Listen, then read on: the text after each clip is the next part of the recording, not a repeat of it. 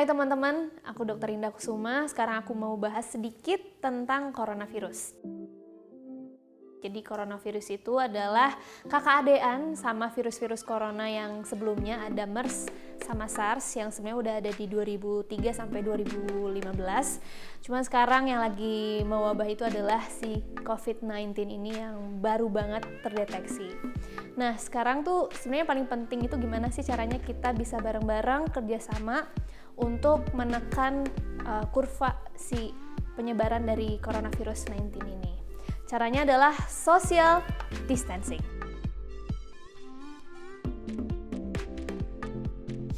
Sebenarnya apa sih arti dari social distancing? Jadi sebenarnya bahasa Indonesianya adalah jaga jarak sosial aja, kayak gitu. Nah, ada beberapa poin yang harus teman-teman mengerti untuk social distancing ini.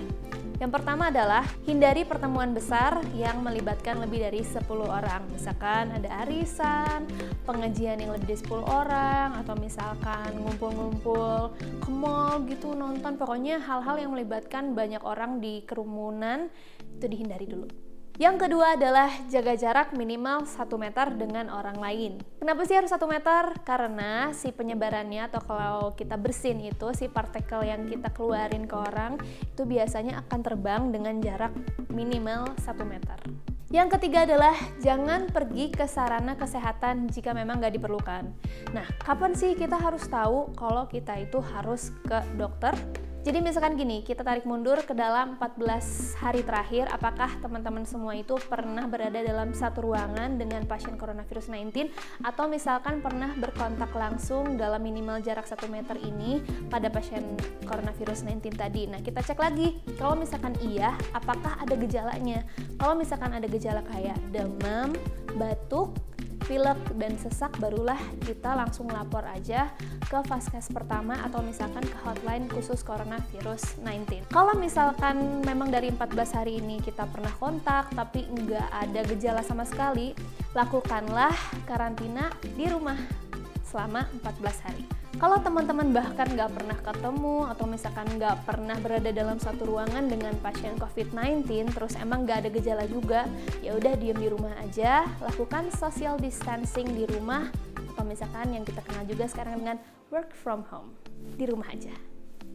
Yang keempat adalah orang dengan resiko tinggi sebaiknya tetap di rumah untuk menghindari pertemuan atau misalkan kegiatan lain yang dapat membuatnya terpapar virus yang termasuk melakukan perjalanan jauh. Nah, kenapa? Karena orang-orang dengan resiko tinggi ini seperti lanjut usia di atas 50 tahun, orang-orang dengan punya penyakit berat seperti hipertensi, diabetes, atau misalkan penyakit-penyakit yang menyebabkan imunnya turun, ini tuh akan lebih rentan terpapar dengan virus-virus ini.